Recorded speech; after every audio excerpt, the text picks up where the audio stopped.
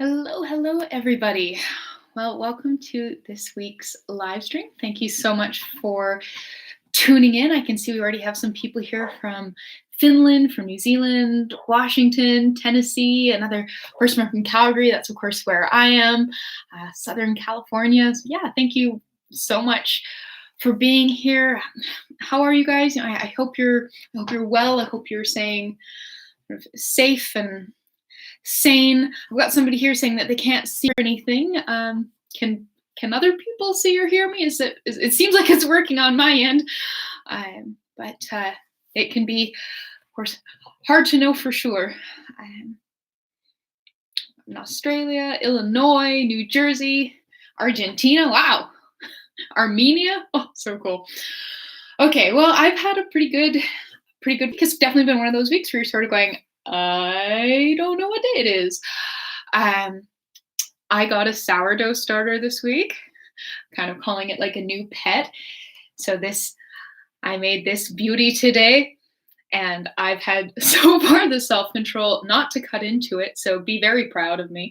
That's not usually a thing I have the self-control to do. I'm trying to figure out what to name my sourdough starter, and I've been debating naming it Jacinda after the Prime Minister of New Zealand because I think she's very cool. But I don't know, totally happy to take suggestions. And then something else I did want to touch on is that this week I did the first ever digital Humblebee and Me meetup. And so I announced it to my patrons first on Patreon and kind of gave them a head start. And then I announced it on the Humblebee and Me Facebook page. So if you would like to attend a digital Humblebee and Me meetup, which is it gets a Zoom chat where we kind of like hang out and chat. Make sure you keep an eye on the Humblebee and Me Facebook page, or if you are a Humblebee and Me patron, make sure you are sort of keeping an eye out on those emails that come through on Patreon so you can take advantage of the head start that you get as a patron. But yeah, so I wanted to talk about kind of buying stuff today using store-bought skin care products and makeup, and kind of like why I do and what I use, and kind of the things that you can learn about stuff that you buy, stuff that's like professionally formulated and mass produced. I know when I first started making stuff, I was really very like anti-buying stuff. Took a lot of pride in never using anything that somebody else had made. And that's where a lot of, my kind of slogan is like stubbornly DIY. And that was definitely a pretty big part of that. Get this a wee adjustment here. Very stubborn about that a little. And I'm less so about that now. I know people often express kind of like shock and surprise when I mention that I don't make absolutely everything that I use. And there's a few different reasons for it. And I kind of thought I'd kind of go through a couple of the different reasons and then look at some of the different products that would fall into some of those different reasons. And I'm happy to kind of take questions through the live chat as I go. It would be nice if they were sort of related, if you can manage it. Yeah, so I would say category number one, stuff I like using that I just kind of can't be arsed to make myself. Like sometimes, and one of the products that I'll often cite the most is the niacinamide and zinc serum from the Ordinary. This is like $5. It works really, really well. And it's $5, right? So I've been perfectly happy with this product. It's inexpensive. It functions well. It is a Canadian company. So cool. So that's kind of like that one category there of like it works perfectly well, and I just kind of can't be arsed. Much like food and cooking, I do a lot of my own food and cooking, but I flat out can't be arsed to make croissants. If I'm gonna have like a Danish or something, I am perfectly happy to let somebody else make me a Danish. And I would say that definitely something I've learned specifically from that DSM serum is how much my skin loves niacinamide. So that serum is a large part of the reason that you find niacinamide in my formulations now. But yeah, somebody saying here, you'd think they would have a DIY store that has all the base products to assemble things. It's not an ingredient problem for that serum in particular. I honestly haven't even tried. I mean, it's it's a 10% niacinamide solution. Obviously, that's not the only thing in there. It's not an ingredient problem. It's just can't be arsed problem. Same with making danishes. I can buy flour and butter, or at least I usually can. It's not an ingredient problem. It's not lacking the supplies issue. It's just kind of can't be arsed, and I think that's fine. I think it's perfectly fine to admit to yourself that you don't want to make absolutely everything in your life. You can, you only have so much energy, so much time, so much sort of emotional get up and go. So spend it on the things that you want to spend it on. Have you ever thought of having a company manufacture and distribute your brand products? I have zero interest in that whatsoever. Zero interest. Like, I don't want to start a restaurant. I don't want to own a fashion brand. I don't want a pet ferret. I don't want to sell beauty products. Meh. What would you say for someone who's new in making lotions? What would be the must-have oils, butters, and best preservatives? I have an FAQ on that, so check that out. Let's see here. Okay, next category is stuff where I just really love the store-bought product, and sometimes it's a category of product, and sometimes it's a specific product. So for a category of product that I really just love buying and checking out, mascara. So I've got a few mascaras here, varying kind of qualities and brands and styles. Like this one from Essence, I think is like $5 or less at Shoppers Drug Mart. Pretty cheap one. This one be kind of more in the mid-range, the Glossier Lash Slick, and then these are probably kind of more higher end ones, or at least higher end of what I'm willing to spend. A Charlotte Tilbury one and an Estee Lauder one, and I bought these on sale. You better believe I did not pay full price for these. I just really like mascara. I like playing with mascara. I like seeing how different mascaras perform. I like buying mascara. That I don't intend to give it up. It's good fun. Good, long-lashed fun. Let's put these down and then watch them like just fall off my table here. I did see a question going past about Formula Botanica. I've got a review about my experience studying with Formula Botanica on my website, so I do recommend looking that up. But the short story of it is that I really have been very impressed with Formula Botanica and with all the people that I've dealt with and all their staff, and it's great. Stephanie, can you make easier recipes to assemble? I have a section on my website called Crunchy and Chewy Recipes. I recommend starting with some of those. And then I also have a kind of like a where to start section. So if you're looking in the main menu, make sure you're kind of checking out all the stuff up there, because there's a lot of stuff up there. So I do try to section some of those things off so that you can find them more easily. And what do I think of the Glossier mascara? I really, really like it. It's a really quite sort of natural looking one. It's certainly not going to give you the great big, like, creates gusts of wind type eyelashes when you wear it, but it looks really great. It's very clump resistant. A few coats of it is just, it's really gorgeous. Comes off really easily. Doesn't make my eye sting or anything. So yeah, a big fan of the Glossier one. I've actually got a few Glossier products in here I'm planning on kind of mentioning and talking about, and I'd say on the whole, I like a lot of their stuff, but it is, I don't think I've really tried much of their skincare stuff. Aha. Next category of stuff that I definitely still buy is stuff that I really shouldn't make myself. So I've got kind of two products here. One is the Ordinaries 30% alpha hydroxy acid and 2% beta hydroxy acid peeling solution. I generally think that making a high strength acid peel at home, as fundamentally I am an amateur maker, I am not going to risk making something this strong, this acidic at home. I really don't. That's just, no. Again, this is like $7 from The Ordinary, though I did have to bring it back from the United States. This alpha hydroxy acid products that are this strong are not legal for sale to individuals in Canada. So I brought this home from the United States, but yeah, it's like $7. So I will 100% just use their product, and I love this. Yeah. So that's a category. Don't make that yourself. And then another one is sunscreen. So I'm a huge fan of sunscreens from Japan. So you can see that this is a Bior sunscreen. So it's a brand that you're probably familiar with, a French brand. But you can't buy this sunscreen in Canada, but you can order it on Amazon. So I believe I have some links to this some places on my website. I think my things I learned in 2017 post has some links to some of these. So I think that's kind of the year that I discovered these. If you look on Reddit's r/skincare addiction subreddit, you will find many the other person singing the praises of the sunscreen. That's where I found out about it. And there's plenty of names of different sunscreens to check out.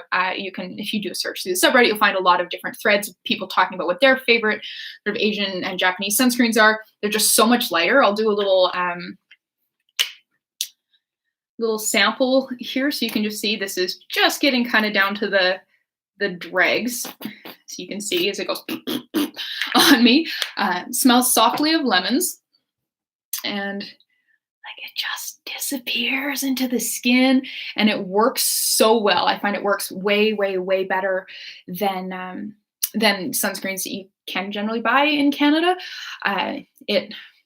You would think that it shouldn't, but it really, really does. This is something I really noticed when I was living in Australia as well. The sunscreens there just perform better.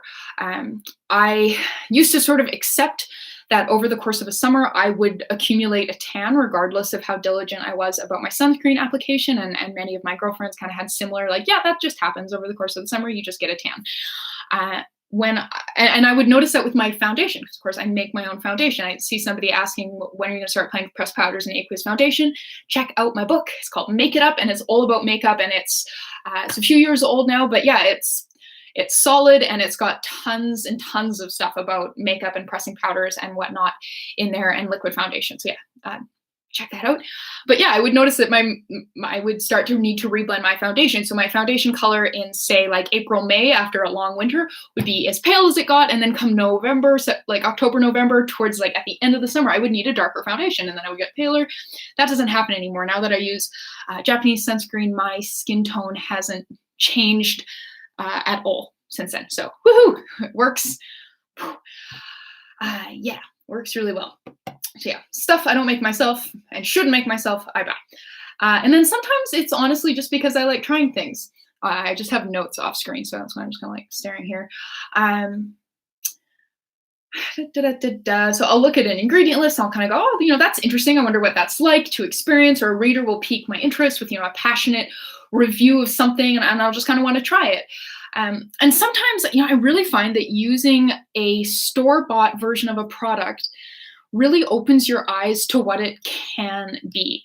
So an example that I kind of like to use is when I went to France, and I had baguette in France for the first time. And I'd had baguettes in Canada before. I'd been to Quebec, sort of our French part of the country, and had baguettes there, and bread. Big fan of bread, very good, yum, bread, etc. But then I had a baguette in France, and oh my gosh, guys, it's it is so different. And it just kind of opened my eyes to just how darn good a baguette can be. And it's definitely a little bit of a bummer because you can't really get baguettes that good in Calgary. But, it raised the ceiling for me. And I find that using, some stock-bought product can also kind of help raise the ceiling on how you imagine a product and the expectations that you have for it. And I don't ever think it's a bad thing to have high expectations for your formulations, even if it takes a while to get there. I know I'm always constantly learning and improving, and it's nice to sort of know how high the bar can be. So we have a question here. Can I use the Ordinaries hyaluronic acid in recipes? I really don't recommend it, especially because that's already a finished product and a finished dilution.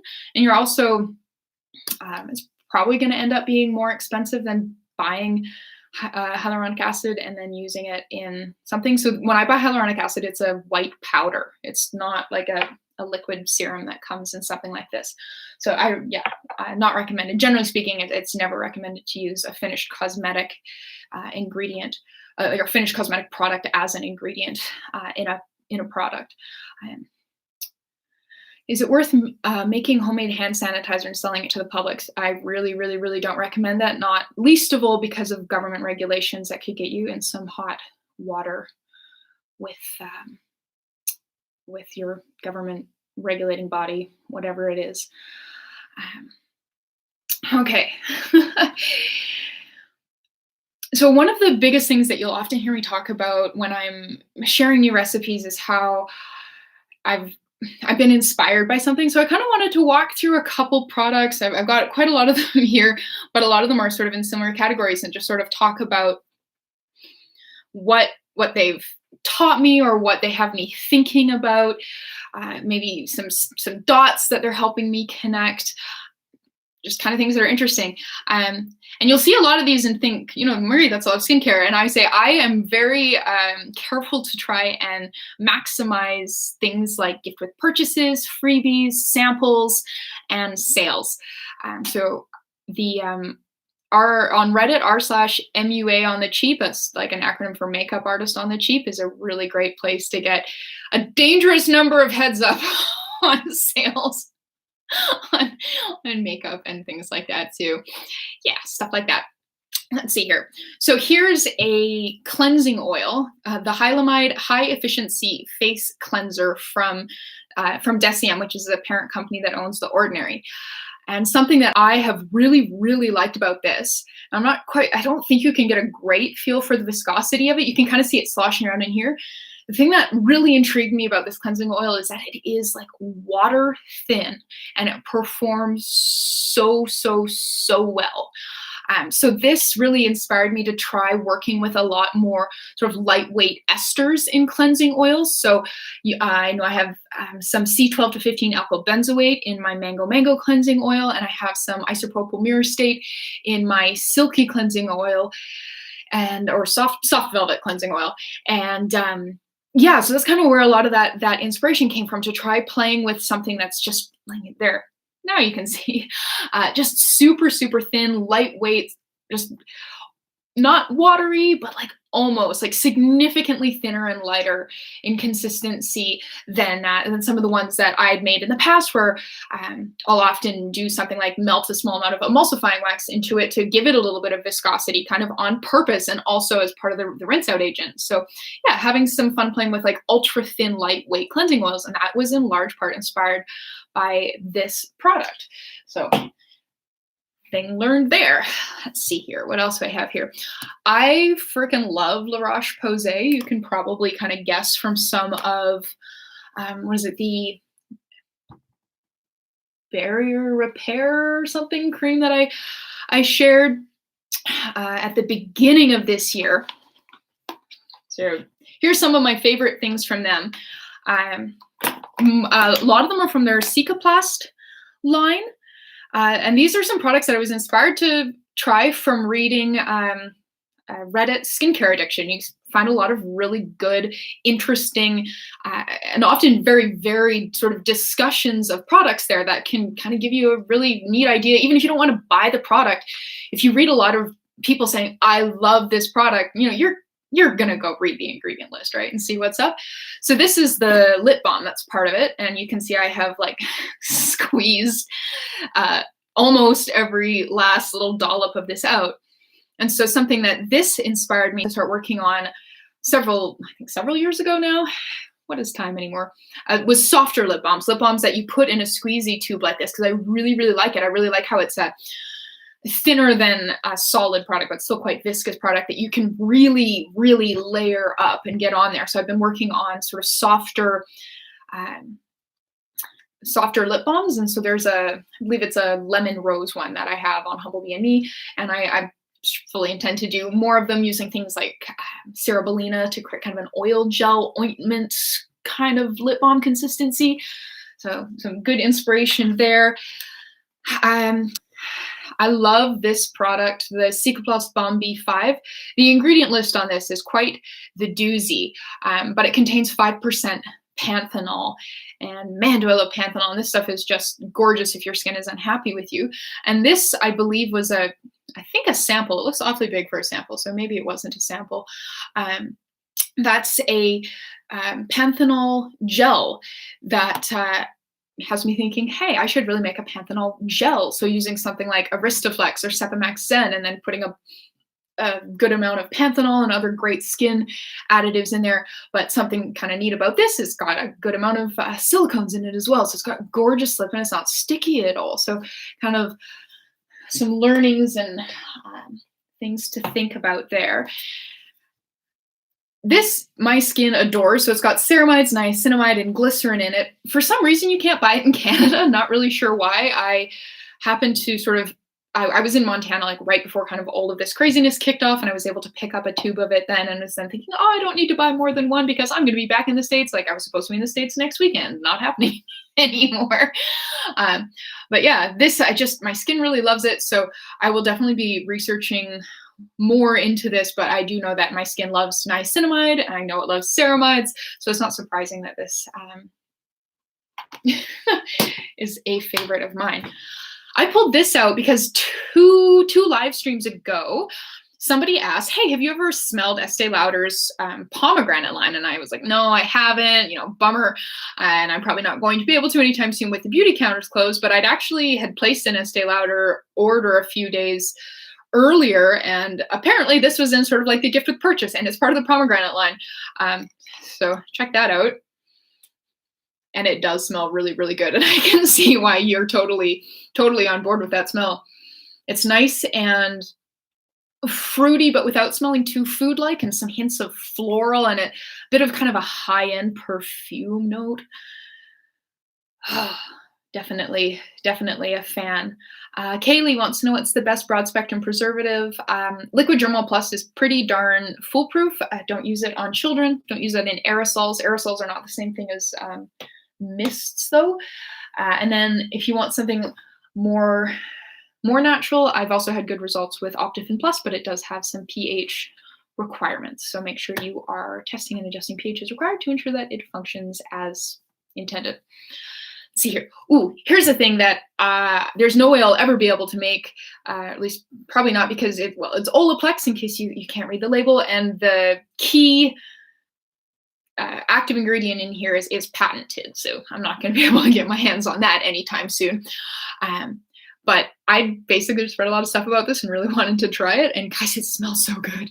I definitely kind of started leaning towards making stuff that smells like this because it's kind of like a blend of beautiful soft fir trees and pine needles with undertones of vanilla and notes of fruit. And if you're ever in a Sephora ever again, just take a whiff of the samplers because it smells amazing. But it's also been interesting to look at in terms of just a leave-in hair conditioner, because that's really, this is their like kind of leave-in conditioner version of the Olaplex product line. And so it's water, cetyl alcohol, dimethicone, isohexadecane. There's some pandemonium chloride in here, isododecane. And interesting where you can see it's really quite like thick, right? So thinking, okay, I can put this in my hair and it doesn't make it look greasy or oily at all, but it's got this really gorgeous, rich, viscous texture. So that's kind of a thing I also want to play with more with leave-in hair conditioners, because I think I have a tendency to associate thick things with rich things, and rich things make my hair look really dirty. So this doesn't. So kind of a new angle to play with there, knowing how this performs in my hair. Let's see here. What else? This is a Hyaluronic Hydrodensity Mist, also from Deciem, makers of The Ordinary. I love this product. It's just a mist on hydrating thing. It's funny, it's inspired me to make a lot of hydrating mists, but for the most part, you guys don't really like them. I've shared quite a few sort of hydrating facial mists over the years, in large part inspired by my love of this product. And for the most part, no one really cares about them, but give facial mists a chance. They're great, especially if you live in Calgary. Makeup things, that's mostly what's left here. I have been on a huge long-wearing cream cosmetics kick for a very long time. So since, let's take a look at some of the labels on some of these experiments. Since mid to late 2018, making and working on things like cream eyeshadows. So I think here's one from October of 2018. Some like kind of cream liquid lipsticks. This is also from October of 2018. Eyeliners as well. This one's more recent, December of 2019. So playing with, I've just been having so much fun with these cream cosmetics. And in addition to kind of working on my own formulations and making them, a lot of that learning and knowledge and kind of developing of base things and figuring out, figuring out what works. It's like, say you've never eaten like escargot before, snails. I would recommend that if sometimes if you're not sure about something, the best way to try it the first time is to have somebody who really knows what they're doing make it for you first. So that's kind of where a lot of this learning comes from, is saying, all right, I'm looking at this ingredient combination. I don't know if it's going to work for me. So let's try it put together by a professional and see how it goes. And that can start to give me a place to start my experiments with. So again, with a lot of these cream products, looking at and comparing ingredients from product to product, from, cross comparing things like liquid lipsticks, gel eyeliners, eyeshadow primers, and long wear concealers, you'll notice a lot of the ingredients are very similar. You'll also notice that there's definitely variation within the categories. I have noticed there's a lot of ingredient similarities between the products that work really well for me. So looking at a couple different kind of cream eyeshadow products here. So here's 3 different ones, all kind of cream eyeshadows. Here's a 4th one. Wide variety of brands. There's actually kind of a 5th one here that I ended up returning because it performed terribly for me. So this is a Revlon cream eyeshadow. This is Glossier's new sheer sort of matte eyeshadow tint that comes in a cream. This is from Amide, their Velvet Foil Cream Shadow and Batter Up. And so kind of the key difference between these categories of products is that the first ingredient on this one is, it's either cyclomethicone or cyclopentasiloxane. I don't remember exactly which one, but they're very similar ingredients. And the first ingredient on these ones is isododecane. I've really noticed that the cream products that are predominantly isododecane perform significantly better for me than ones that are primarily cyclomethicone. So sort of an interesting bit of learning there that helps inform my formulation attempts and developments and whatnot, because with a lot of these products, you're looking at usually at least a dozen different ingredients. So there's a ton of different variations that you can make. And sometimes if you're trying something and everything is new to you, it can be hard to go, okay, this didn't work for me. Which of these dozen ingredients needs to be tweaked to make it work for me? So I find that, trying finished products, professionally formulated ones from a variety of brands with a variety of different compositions really helps me kind of narrow that down. Here's an example of another one that really didn't work for me, and thank heavens it was really inexpensive. So this is an e.l.f. product, and this kind of goes into that like liquid cream kind of eye product, and it's a glitter, and I believe the first ingredient on this bad boy is water. And I hate it. It performs so badly. It's sticky. It doesn't go on well. So that sort of led me away from spending too much time trying to formulate cream products that contain a bunch of water in them. Because, let's see here. I believe most skincare brands don't put the right ingredients on their labels to avoid competition. Well, that is illegal. So we would hope that they don't. But there's not a lot of cosmetic oversight in the United States, and Canada is not super, super tight about that either. So one would hope that they don't, but again, lack of oversight starts to be sort of hard to say, though, of course, the threat of a lawsuit, I feel like that would keep me in line, but what do I know? I don't sell things. Let's see here. Here's something else I had some fun trying. So I was looking at cake eyeliners. The reason I bought this cake eyeliner in particular is because I watched a makeup tutorial on Lisa Eldridge's channel that was done by the lady who did the makeup for Titanic, and she said that she used this exact eyeliner on Kate Winslet to be Rose. So yeah, I had to have it, and it's also very inexpensive. You can get it in the States from Camera Ready Cosmetics, but it's a water-activated eyeliner. And this is a sort of an old school way making both eyeliner and mascara. So I sort of had some fun with this and also playing with seeing how it performs with different wetting agents. So I bought a wetting agent from Inglot, and it performs significantly better with the Inglot wetting agent than with water. But then I tried this Ben Nye one, and it doesn't perform at all with Inglot wetting agent, but works beautifully with water. So interesting to, again, compare the ingredient lists and look at, why that might be. What does the cyclomethicone do worse? Cyclomethicone I just find has significantly longer slip. And for me, I find that longer slip means that it doesn't set, or it doesn't set fast enough, and then it starts to smudge and wear and crease. Faye has a question kind of about dark spots. I have a formulation coming out later in the month that has some really great brightening ingredients in it, but if you get a chance to make sure you have some N-acetyl glucosamine and niacinamide on hand, I think that will serve you very well. Those two ingredients pair very beautifully for skin brightening goodness, among other tons of awesome things. So yeah, make sure, I would add those to your ingredient arsenal if that is a concern for you. Let's see here.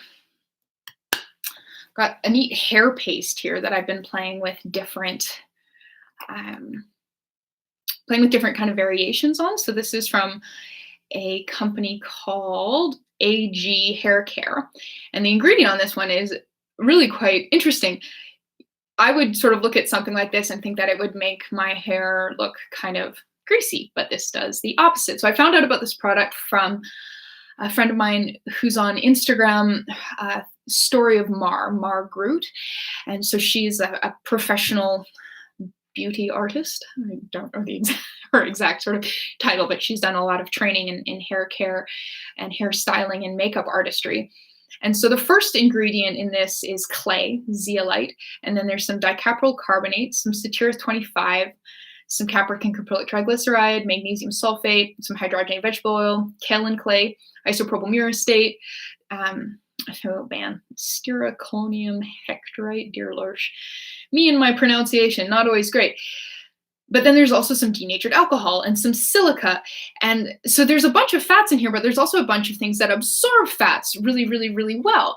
And so when you put this in your hair, it actually gives it a really neat texture and kind of dries it out and gives it some grit. And the product's called Dry Lift. And it's very, very cool. And it kind of gives things volume and texture. And so I've been playing with variations on this as well. And kind of one of the challenges with it is keeping it from being too dry, making sure that it's still workable in the hands, so you can distribute it through the hair, but so it doesn't also dirty up your hair. But I've been having fun with this as well. Let's see here. It's wonderful, and I'm thinking about trying to make a dupe, but I bet you can make it better. So you're talking about this product. Who knows? Maybe. Here's hoping. But in general, I mean, that is one of my favorite things about trying products, is thinking like, I really like this, but I wonder how maybe I could improve upon this, or just honestly make it more suited to what I'm interested in. So it might be a product where I really like it, but I wish I had it in a different color. Very, very common with cosmetics. I've actually got two lipsticks here that recently arrived from a line. They're Bobbi Brown ones.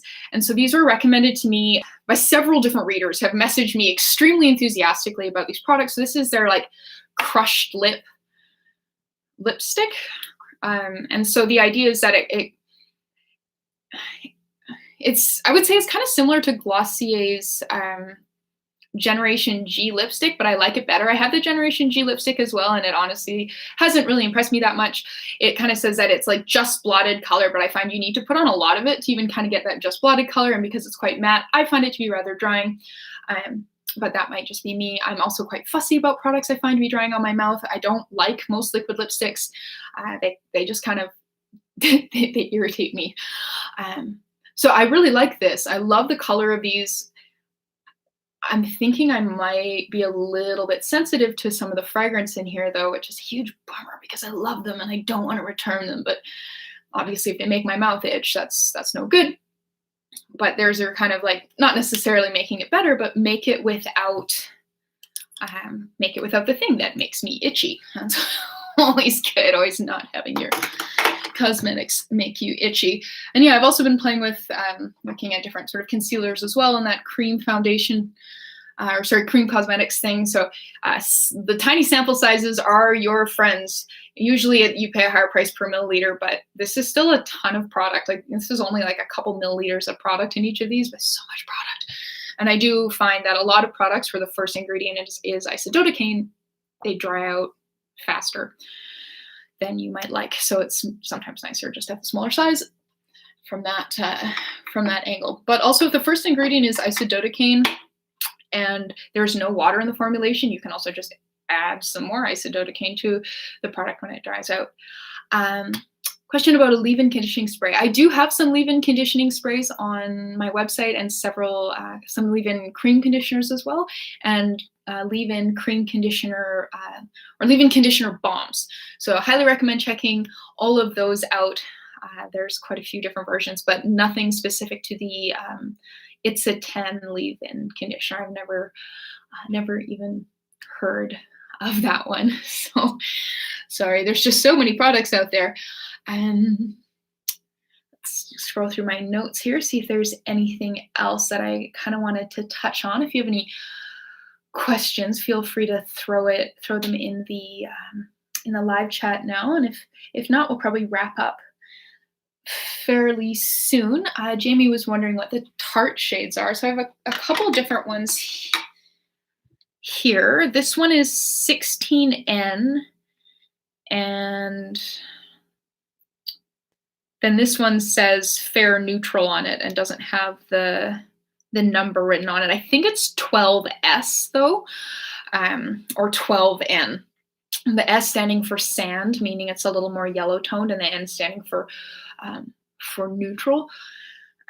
So they're both pretty pale, and they look pretty pale on me. I find they blend in pretty well, but then I also do have other concealers that are not this pale that also work well. So I think these are probably a little paler than I'd like. This actually is the Glossier one that I recently got. I've been very impressed with it. It already kind of has my wheels churning about kind of ways that I could work on creating a similar concealer formulation, because this really taps and blends into the skin really, really nicely. I tend to have quite a lot of redness, I find, right around my nostrils here, and it blends in really, really well, and it doesn't get kind of cakey and weird. So yeah, I've been super impressed with this product, and I'm already thinking about how I could kind of create something similar. The ingredient list is pretty unobtainable, so I would be looking at getting a similar effect, but with different ingredients. Let's see here. I have very straight, flat hair. Do you think your leave-in would be good for me? I also have very straight, flat hair, and I am my primary hair care tester.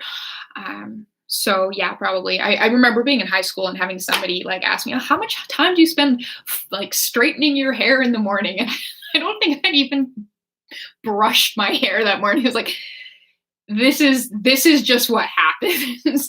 And of course, I've spent my whole life wishing I had gorgeous curly ringlets like Rose from Titanic, or funnily enough, like my mother has. I didn't inherit her gorgeous curls, which you always kind of want what you don't have, right? Let's see here. I was looking for any other questions here. From Sophia Girl, why are the recent shampoo bars? I think I need a little bit more information on that question before I can answer it. I'm not really sure what fully what you're looking for there information-wise. What do you suggest when trying to formulate products you want to reproduce? I'm going to take the plunge and try to formulate something that isn't mine. Okay, so this is a good talking point, and this might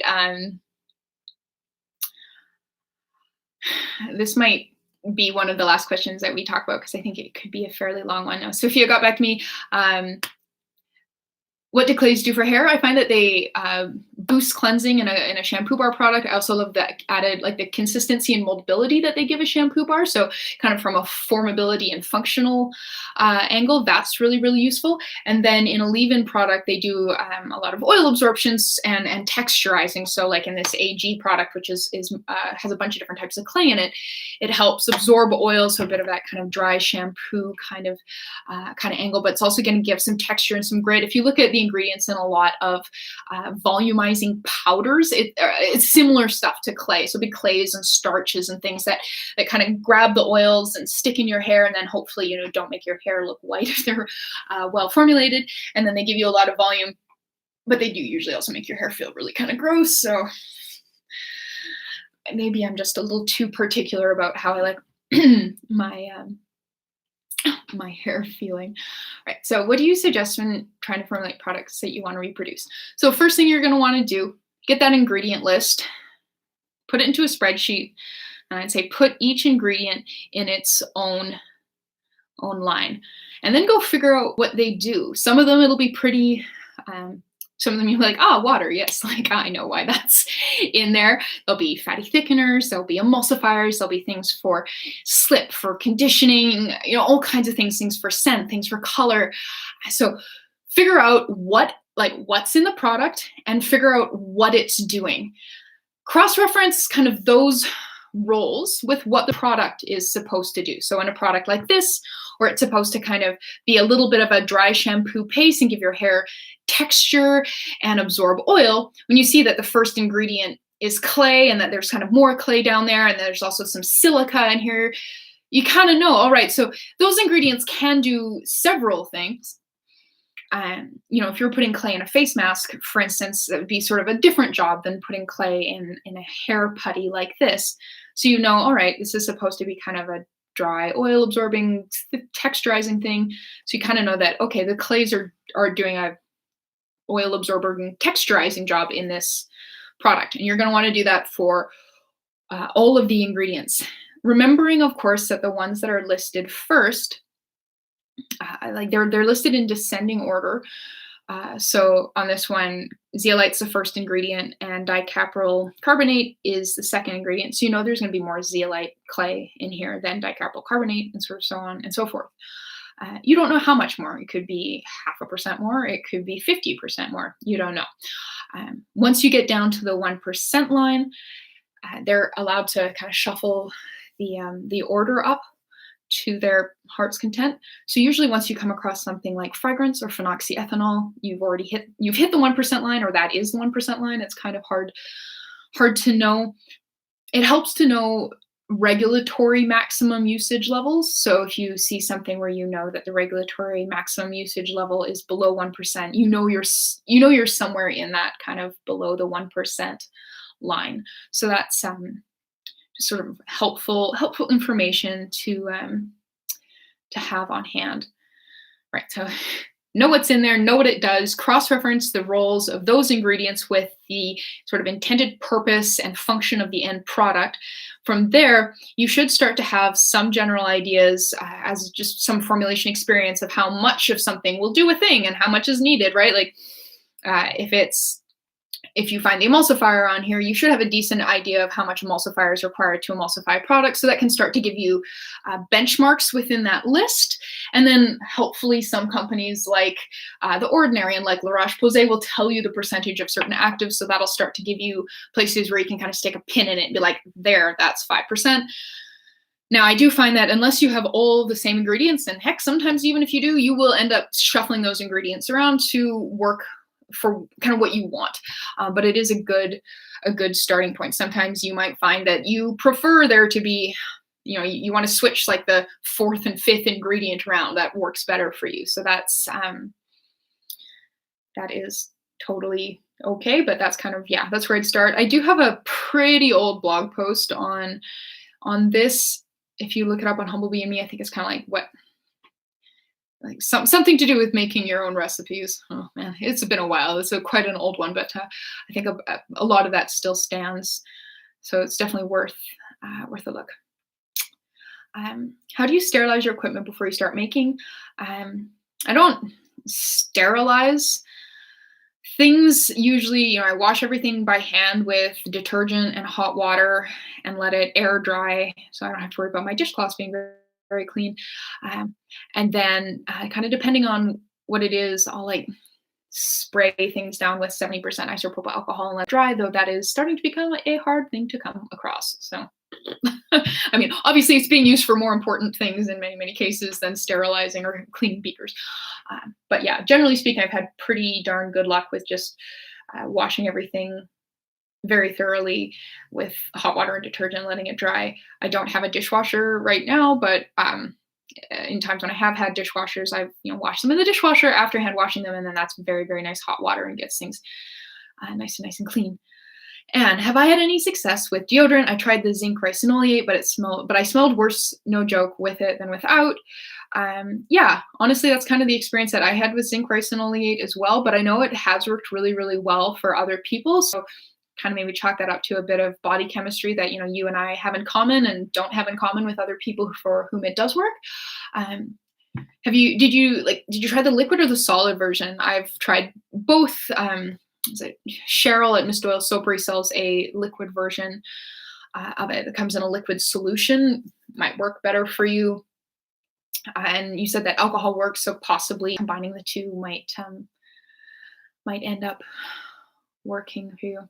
What amount do you think you should start with when you formulate? It depends on the product. These bad boys are like 4 and 5 gram batches. I made these in October of 2018, and I still haven't made a dent in them. So for something like liquid lipstick, cosmetics, like if you can do 4 or 5 grams, if you have a scale that will allow for that, that's a pretty good place to start. For serums and things with lots of expensive actives in them, I would probably start in the 10 to 30 milliliter range. And for lotions, I usually do 50 to 100 grams, sort of as Sophia said, depending on the formulation. If it's, if it doesn't have a bunch of expensive actives in it, it's usually easier to make a 100 gram batch than a 50 gram batch. My immersion blender doesn't really work well for a 50 gram batch. So that's kind of another thing to keep in mind is like, how does this need to be mixed, and can you mix it adequately with the equipment that you have if the batch size is that size. Let's see here. Have you heard of a product by Estee? It's a botanical salve. I haven't. There's so many products out there. I do have a request a recipe form on humblebeeme.com. So if you have a product that you like, please submit it through there, and I may or may not take a look at it, may or may not duplicate it. A little note, there's a field in there that says, do you know the ingredients for this formulation or product? I'm not looking for the answer yes. I am looking for the ingredient list. I get a surprising number of submissions where it's like, do you know the ingredients? And they're like, yes, I do. Send. I was like, that's not as helpful as it could be. Like the ingredient list would be a much better starting place for me. I mean, I'm glad you know, but it's helpful if I know. I have very curly hair. Do you think you'll be making anything in the future for us curly hair girls? I'd like to. I need to find some friends who also have very curly hair to test the things upon. Just going up to people on the street. Hi, you have curly hair. Can I give you something to put in your hair? And you can send me an email and tell me how it works. Fun way to make friends. Yeah. Okay. Thank you so much. I've been afraid to formulate on my own, and you're making me more comfortable with trying it. Well, that's awesome. Yeah. Don't be afraid to try things. Take tons and tons of notes. I shared a couple videos earlier this year on kind of things I wish I'd known. I recommend giving them a watch. Really, really good tips in there collected from tons of bees and from myself and my mistakes over the years and the things that I've learned. So it's really, yeah, worth a watch. If someone sent you the ingredients, could you help figure out the formulation? Sometimes, maybe, yes. Depends on what it is. The more complex the product, the more challenging that gets. I can probably tell you some things about it, but that's not usually a thing that I sort of I just do, because if I could spend all my time doing that, and I need to like walk my dog and feed my sourdough starter, and I just remember that loaf of bread is here, and so beautiful. And I have some Kerrygold butter in the kitchen. If you've never tried Kerrygold butter, especially Canadians, because we can't buy Kerrygold butter in Canada, the next time you happen to be in a country where you can get Kerrygold butter, bring home as much of it as you can fit in your suitcase. It's amazing. I remember one of the times I went through customs with about a kilogram of Kerrygold butter in my suitcase, and the Canadian customs guy's like, "Well, do you have any fresh things?" I was like, "Yes, I have some butter." He's like, "Oh, so you just had some left over from your trip?" And I was like, "No, I've got a kilogram of it because it's Kerrygold butter and it's amazing." And he's like, "Oh yeah, it is amazing." Well, like, have a nice day. I'm like, yes. Oh, hi Bart. Yeah. Well, here you go. I was gonna tweet you and tell you that the bread made an appearance in my video, but you made it, so here we go. Bart and I have been chatting a bit about sourdough on Twitter. Okay, I'm going to take one last question here from Drew. Why don't you make more things with alpha and beta hydroxy acids? I've done some things kind of like way back in the day where I did some work with the fruit acids, and my general thing is I just kind of felt like I didn't, and kind of still feel like I still don't know enough about them to do them well. They need really precise pH values in the final products to perform the way we want them to. There's a higher irritation potential there than there is with a lot of the other things that we work with. So when I have products like that, I tend to just buy them. Lab Muffin has a really interesting post on alpha hydroxy and beta hydroxy acids that I recommend checking out to kind of learn more about some of the formulation considerations to create an effective product with those ingredients, because it's not enough to sort of just like put it in. You need to make sure that you're using the right concentrations, and that the pH is right where it needs to be, and also that it's going to stay where it needs to be so that it does the thing it needs to do without irritating your skin.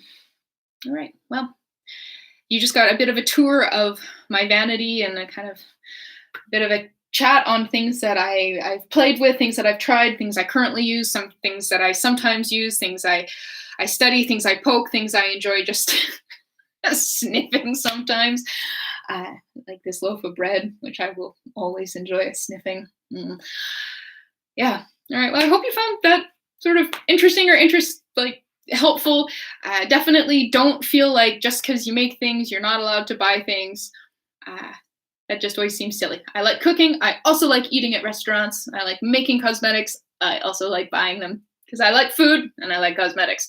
But yeah, thank you so much for tuning in. I am going to go slice into this gorgeous loaf of bread, slather it in butter, and stand in a sunbeam and eat it. So I hope you all have a lovely rest of your weekend, and I have a new video and blog and everything coming out tomorrow, so stay tuned. Come on, I hit the end stream button.